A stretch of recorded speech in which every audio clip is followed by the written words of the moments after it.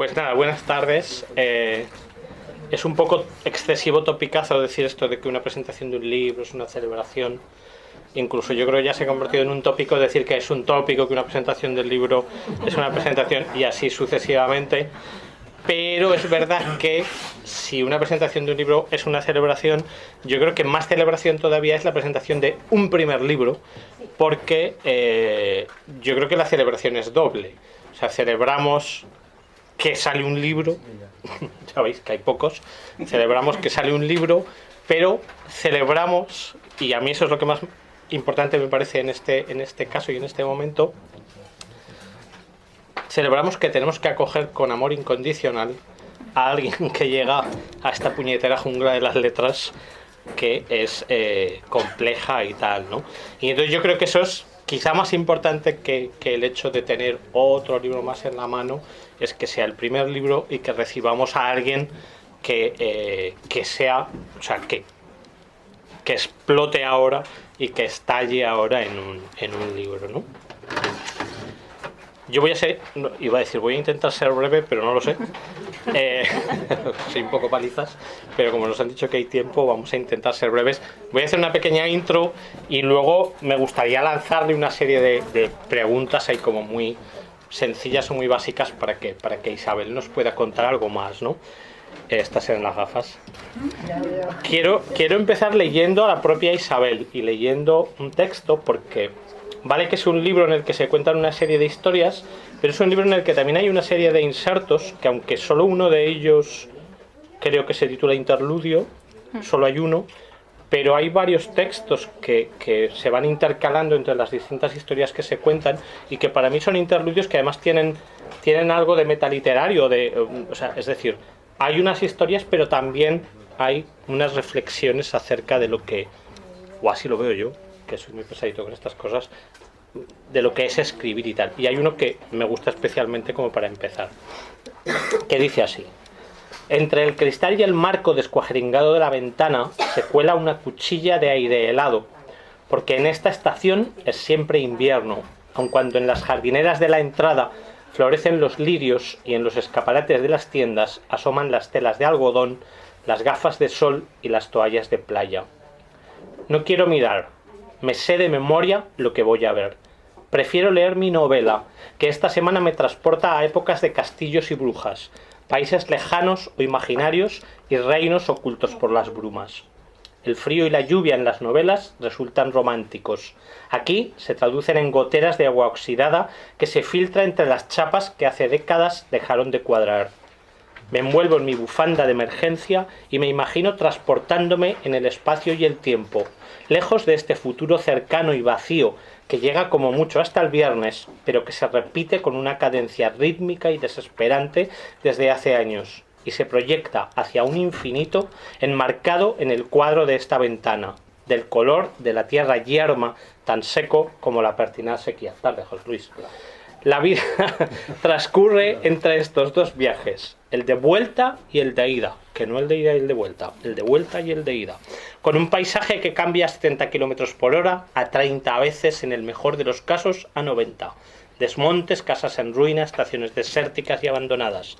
A veces un pueblo viejo y cansado, casi muerto. A veces una vieja sola que trepa trabajosamente al autobús o que recibe a una hija casi sin equipaje, porque ¿quién necesita equipaje para una noche? No tengo por qué permanecer aquí, al otro lado del cristal traslúcido a fuerza de polvo y mugre, mirando la vida de otros, que parten hacia viajes mejores, que vuelven de vidas mejores, que esperan y despiden a gentes mejores. Puedo salir, coger carrerilla, saltar un andén y otro más, y subir a otro autobús, incluso a un tren con otra ventana y sin viaje de vuelta. Creo que lo haré. No hoy, pero puede que el lunes que viene. Miro por la ventana de la página impresa y veo a la hija de un mago casarse con un rey. Va a vivir atrapada en su torre. Ya solo verá el camino, los montes y el cielo cuando pueda subirse a un escabel y alcanzar el alféizar. Pobre reina que renunció a la libertad de la magia por la seguridad de la torre. No sé por qué metiste eso ahí. Qué raro me parece haber escrito eso yo. ¿Ves? Pues es lo que suele pasar. es lo que suele pasar, pero lo has escrito tú. O sea, Sí, no, por eso prefiero empezar con cosas que has dicho tú y así yo me ahorro. Pero bueno, voy a tratar de hacer una... poder salir para vivir la vida de los otros, ¿no? Que me parece que es un punto esencial del libro. Vida de los otros que dice... Ahora me ciño a este texto, ¿vale? Que dices que ya conoces. Pero no voy a salir hoy, ya lo haré. Procrastina. Y aún mejor, que ayer descubrí una palabra súper bonita para eliminar el procrastinar. Trasmañana. Trasmañanar. Dejar ir posponiendo, ¿no? Que el procrastinar está muy bien, pero aparte que no lo decimos bien casi nadie, yo he tenido que entrenar. Trasmañanar.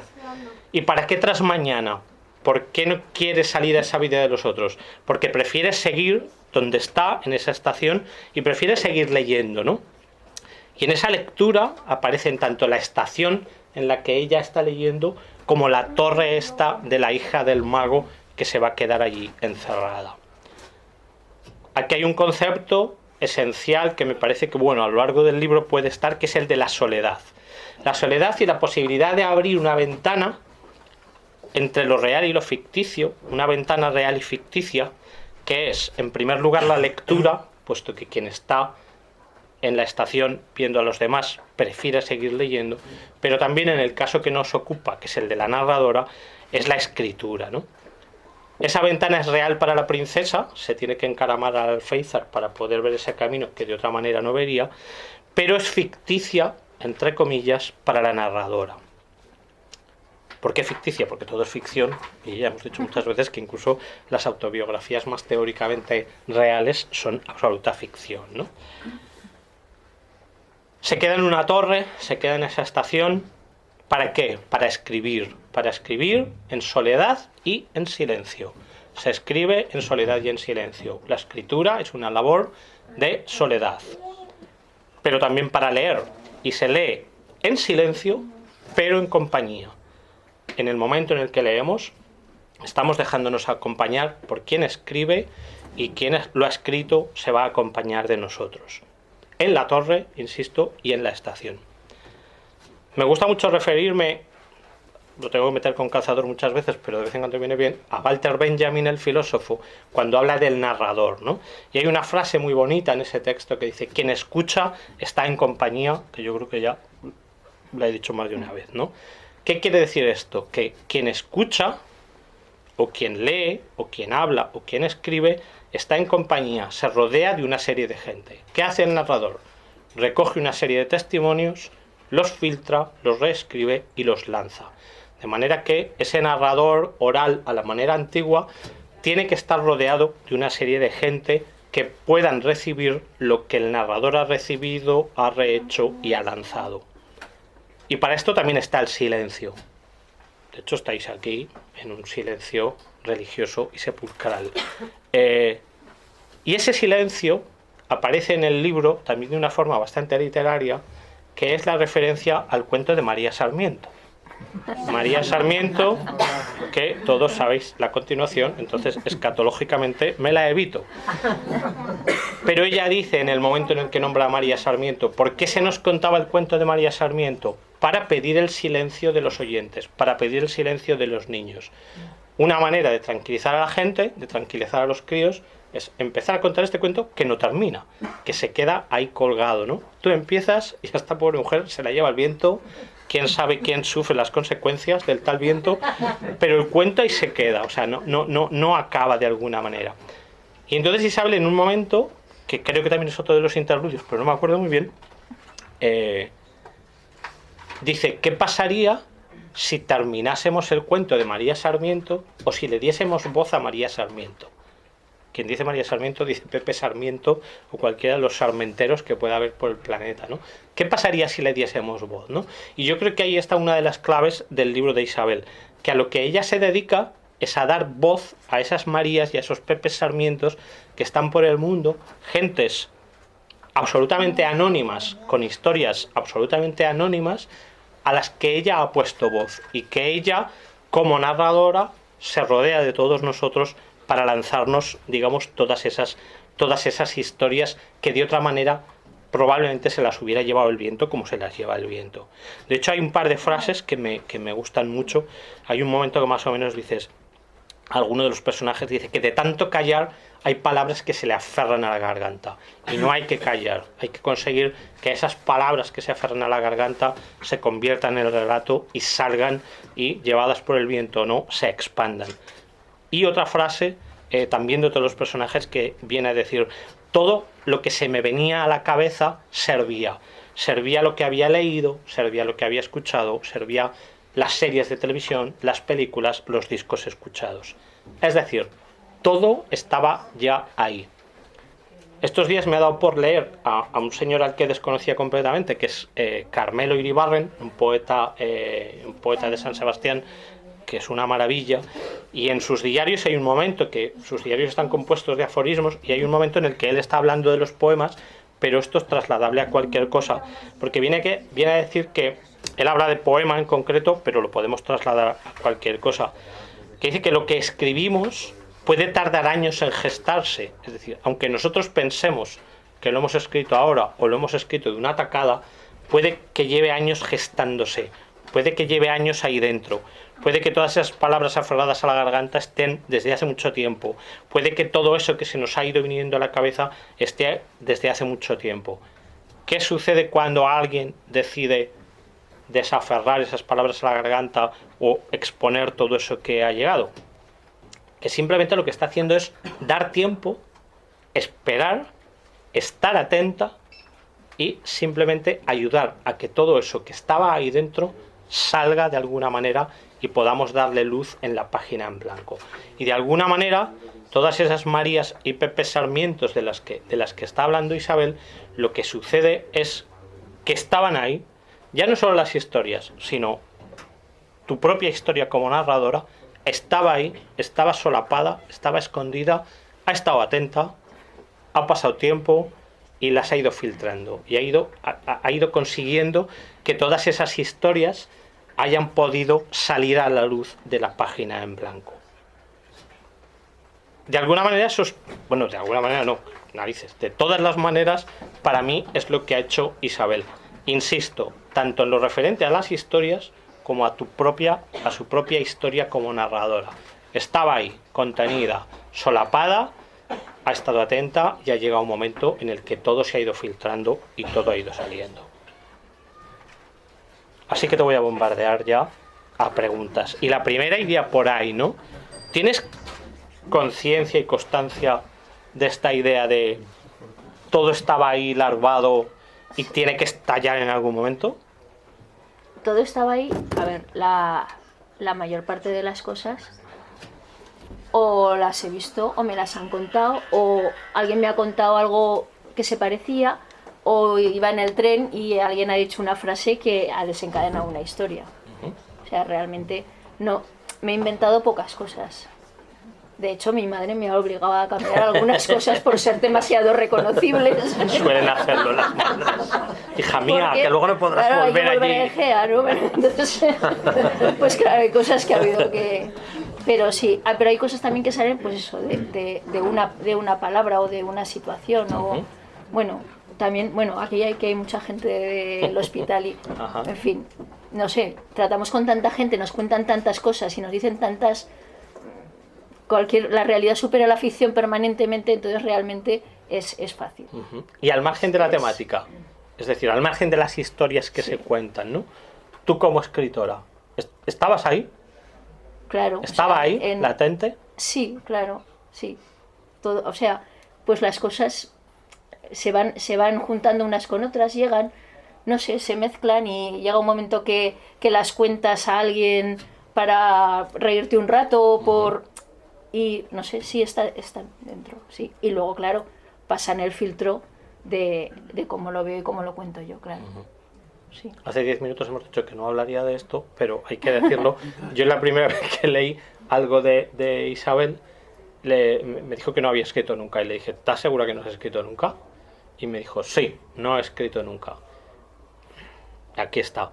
A eso me refiero con lo de que estaba larvado, ¿no? Es decir, que sí que había algo es decir, no es un primer libro que haya salido, como dice Lady Barren, de una atacada en un momento dado, sino que da la sensación de que, insisto, al margen de las historias que se nos cuentan, hay una escritora larvada ahí que durante tiempo ha estado muda, oculta, llámalo como quieras, pero que en un momento dado sí que estalla y esa atención de la que habla Lady Barren la llevas definitivamente al papel. Ahí voy, de eso. Sí. O sea, Hombre, ¿eres consciente antiguas, de que esto? hay historias ¿sí? antiguas, sí. Vale, vale. De muchos años, sí. De muchos años. En la contraportada se cuentan una serie de asuntos que son los que se ventilan luego en los Facebook y tal, de los motivos y tal, de esa España vaciada. Ya me permitiréis, yo prefiero decir vaciada. Un cubo de agua no se vacía solo, a no ser que tenga agujeros, pero alguien tiene que hacerle los agujeros. Entonces a mí prefiero hablar de España vaciada. Entonces hay una serie de causas, motivos que han impulsado, de agujeros en ese cubo, que han impulsado a la gente a abandonar sus sitios, a salir de sus sitios, que quizás si empezamos a hacer ahí a voleo, a nombrarlos, pueden ser pues los más obvios o evidentes, y sin embargo tengo la sensación de que el propio índice del libro va mucho más allá, y entonces el título de cada uno de los capítulos es un motivo para salir de un lugar a otro. Sí. ¿Por qué ese listado de motivos? O en lugar de ir a lo mejor a lo más normal, ¿no? Es que, a ver, yo tenía relatos, o sea, no dije, voy a hacer un libro de relatos de gente que se marcha de Teruel, sino que de repente vi que tenía muchos relatos de gente que se marcha. Uh-huh. Que el motivo obvio de marcharse pues puede ser siempre económico, pero realmente siempre hay algo más, porque incluso en las peores circunstancias hay quien se queda y en las mejores hay quien se va. Entonces a mí me parece que siempre hay algo, o sea, te pasa algo en la vida, una tontería o una cosa súper dramática, o que encuentras el amor o lo pierdes, o no sé, que miras por la ventana y dices, pero ¿qué hago yo aquí? Siempre hay algo que marca tu vida y hace que cambies. Entonces son los motivos que hacen a la gente de repente decir, hasta aquí hemos llegado. Motivos buenos o malos, o regulares, o no hay buenos ni malos, ¿no? Sino lo que cada persona de repente le hace decir, bueno, pues no sé, llevo 50 años en Zaragoza, pero mira que me voy, o 50 años en Teruel, en Mosqueruela, en Pitar, que me voy. Pero te vas por algo y no es solo porque, bueno, pues no sé, en Madrid o en Barcelona haya más trabajo, no. Yo creo que hay algo que hace que son razones diferentes. Cada persona tiene su historia, se va a uno por unos motivos o por otros. A mí me parece un acierto esa manera de buscar, de rebuscar en las historias cuáles son los motivos reales más allá de los que podamos imaginar, para que quienes no hayáis leído el libro todavía, rencor, maldad, cobardía, soledad, corrupción, ambición, miedo, amor, bondad, venganza, libertad, angustia y picor, incluso picor, que parece un motivo ahí como más banal y sin embargo está, ¿no?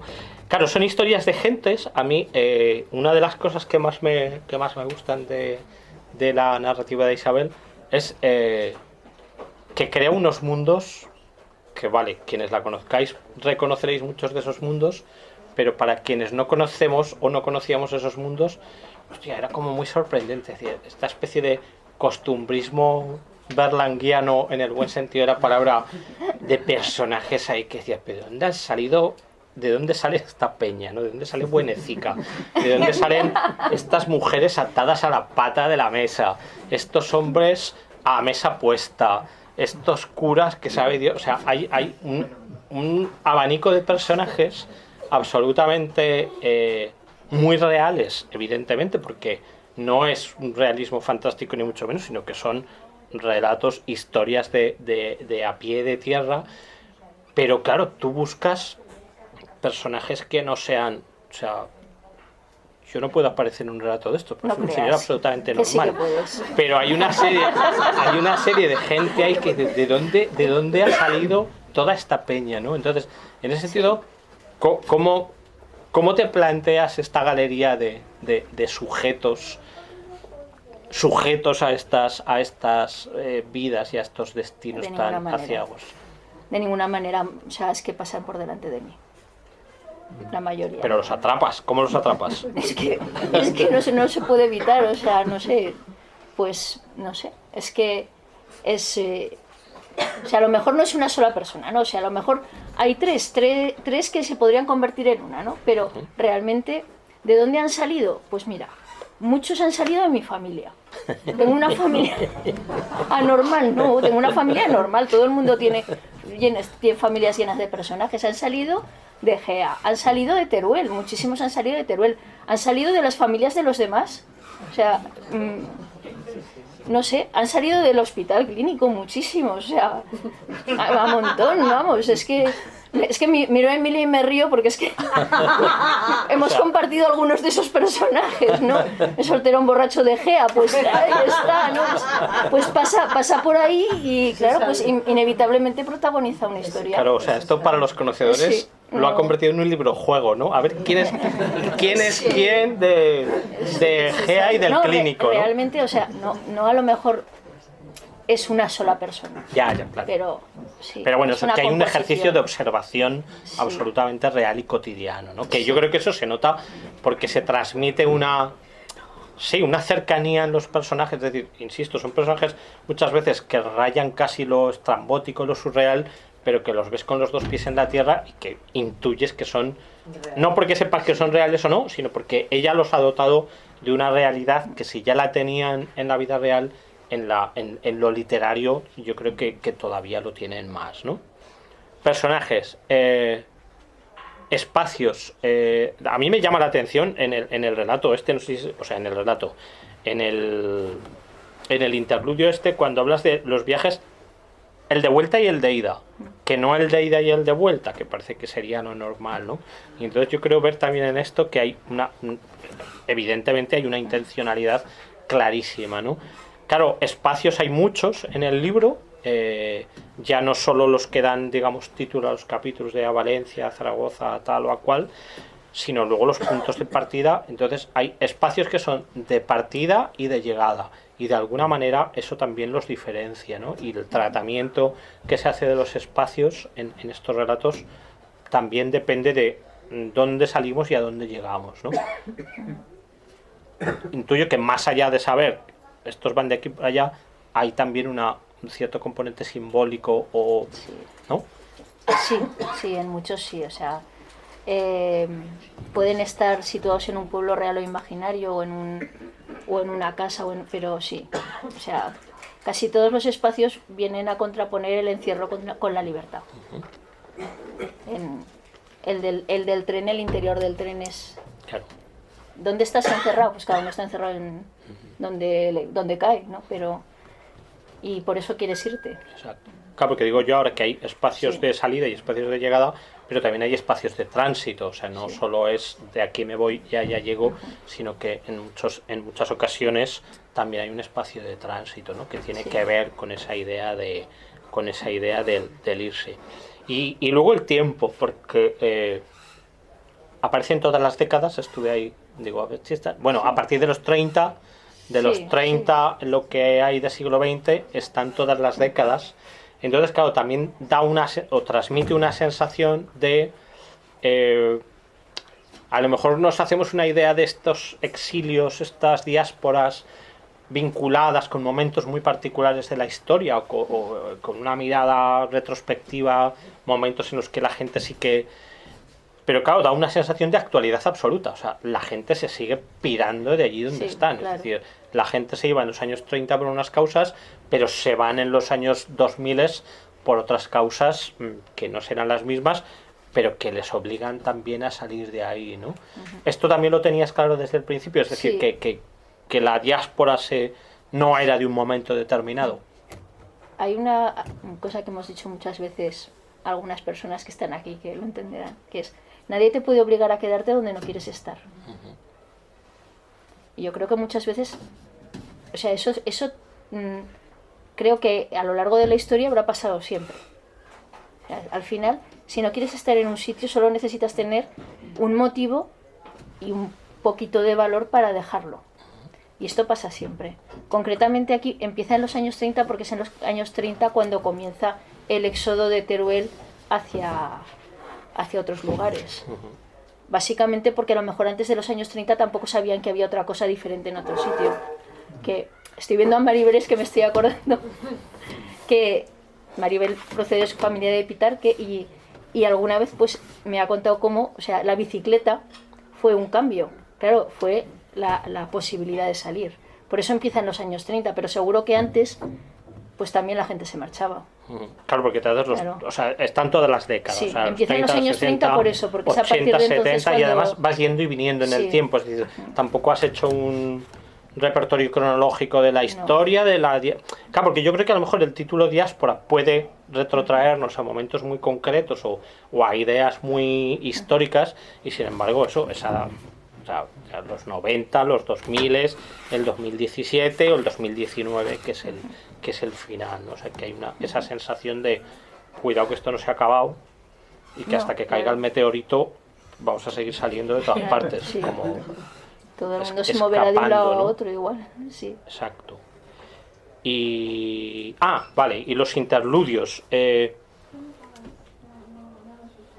Claro, me llama la atención. O sea, interludio solo se titula uno de estos momentos, pero cada vez que hay un traslado a Zaragoza, a Barcelona, a Valencia o a ninguna parte, que también es un lugar significativo, siempre hay una especie de pequeño capítulo que yo creo que no es una explicación ni una justificación de lo que va a venir a continuación, sino que para mí tiene más que ver con la reflexión sobre lo literario, ¿no? O sea, el que he leído es evidentemente una reflexión sobre la narración, sobre la ficción, sobre la realidad, sobre esa realidad que vemos por la ventana. Además yo me acordaba, teníamos un amigo hace años, Serrano, no Serrano era el amigo, sino que teníamos Serrano, un amigo que siempre decía, yo si quiero ver una película realista, abro la ventana y miro a la calle. No quiero ver cine realista, ¿no? Que es un poco lo que dice esta mujer, o sea, puedo vivir la vida, pero es que ya me la sé, prefiero quedarme leyendo, ¿no?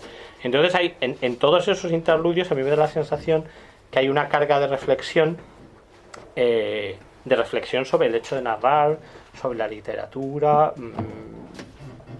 Qué bien que lo veas así. Sí, no tiene nada que ver, ¿no? O sea, No, es como espacio suspendido, o sea, tiempos suspendidos. sí. Entre- Pero da la casualidad de que en Sí. esos tiempos suspendidos se habla de lo literario.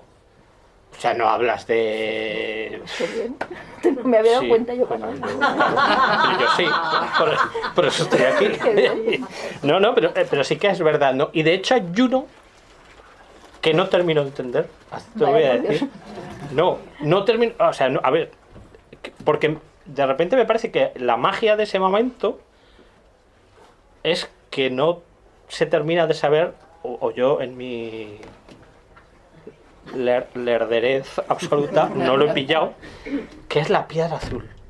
La piedra azul Sí. de Malhombre. O sea, hay un momento, un relato, una gente que entierran una piedra, que sacan una piedra, que entierran una piedra, que se guardan una piedra azul. ¿Qué narices es la piedra azul? Solucionan, se les a ellos, Es que la se lo van a leer. inmortalidad. Joder, vale. ¿Ves? Ahora lo veo. ¿Eh?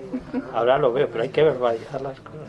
No, es que hay un momento, eso, que ya lo leeréis, o quienes lo hayáis leído, pues que hay un momento quizá, yo creo que es a lo mejor el único momento de todo el libro que tiene más que ver con un cierto realismo mágico, que hay una cosa más sobrenatural, que no tiene que ver con la vida diaria de todas estas gentes, que es eso, esa misteriosa piedra azul, que claro, que no se llega a decir lo que es, que insisto, ahora sabiendo lo que es, me parece bien, pero que y si me pareciera mal, pues también lo Tampoco diría. No, sí, yo soy así, Es diría, verdad que pero lo no lo diría. entiendo. Sí, lo diría. Entonces, no me ha gustado.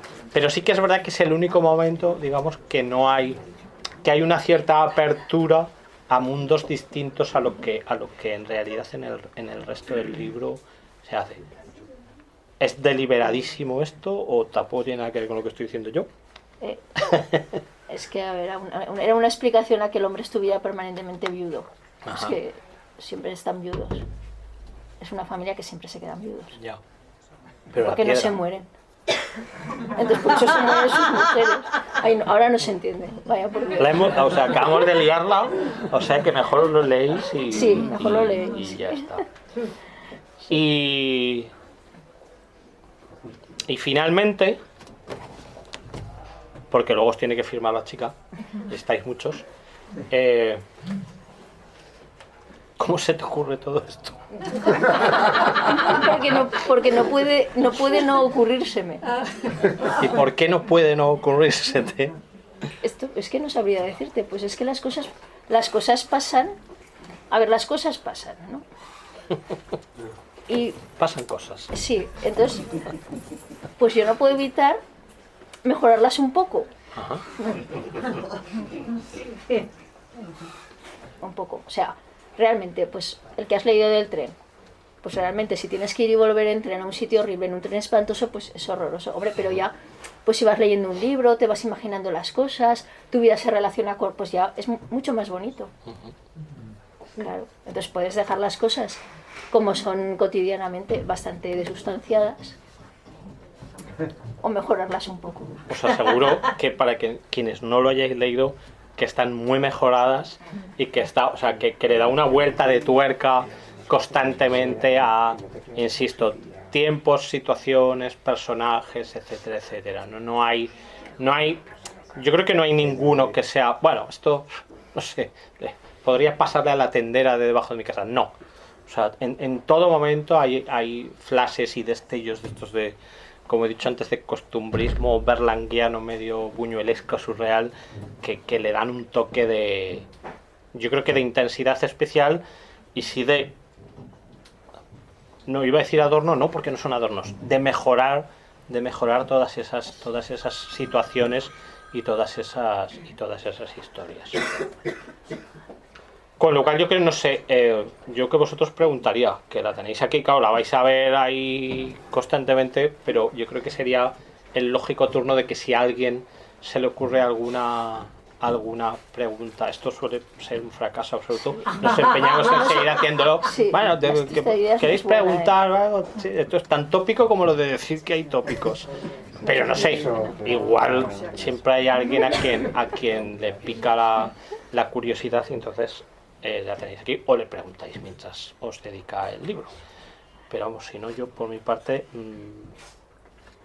prudentemente se me acabó el discurso en 36 minutos. 40 me había dicho Paco, 36, o sea, 4 minutos para el público. exacto, o sea, ¿vale?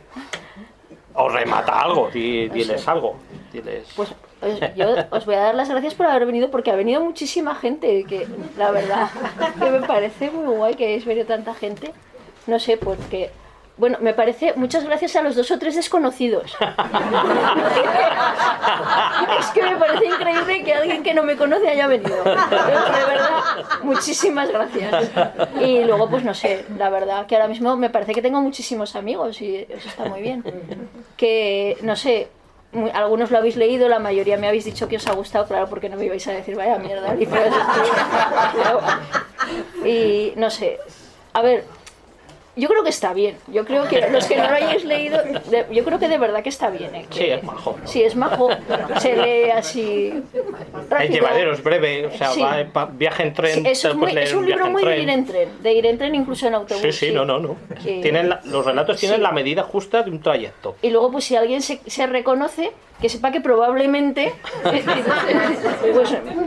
es así. O reconoce a su prima, o pues es posible. No sé, muchas gracias por haber venido. No sé, nadie va a preguntar nada, que yo creo que no. Firmas Bueno, y cervezas. sí. Y luego eso, que en el hemisferio pues nos tomaremos algo los que Bien. queráis. Que estas cosas en realidad se hacen para esto. Que esto es lo fundamental. O sea, si no hay cervezas, no se escribe.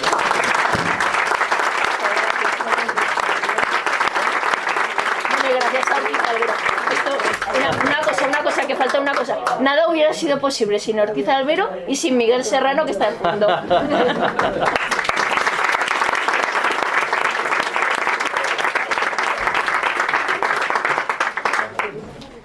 Bueno, a mí si me permitís decir alguna cosa. Eso, la periodista, que pregunte la periodista. Bueno, yo decir que gracias por escribir este maravilloso libro, que gracias también por estar ahí, Miguel Ángel, que también te he descubierto hace poco y es un placer, y que me ha gustado muchísimo. Qué bien. Solamente decirte que sigas escribiendo y que hay relatos que me quedaba allí diciendo pero ¿por qué acaba aquí ya si quiero seguir leyendo? Y bueno, y felicidades también porque has sabido recrear con 2 pinceladas o 3 a personajes que a mí me ha hecho recordar y evocar Egeana de Pro, a mucha gente que ha pasado. Sí, mi infancia estaba delante de mí todo el rato y ha sido muy, muy interesante. Y me sorprende que digas también que son personajes que de dónde sale esta gente, perdona, la mayoría son de mi pueblo. Sí, sí, no, claro, pero esa es la gracia, ¿no? Que para quienes conocéis podéis identificar, pero para quien no, es como hay un delirio feliz que dices, hostia, que de ahí yo soy muy pesado con esto de la observación, ¿no? O sea, ella observa, esa ventana de la que observa en la estación, es que es eso, un ejercicio de observación, es decir, identificamos personajes, quienes los podemos identificar, pero quienes no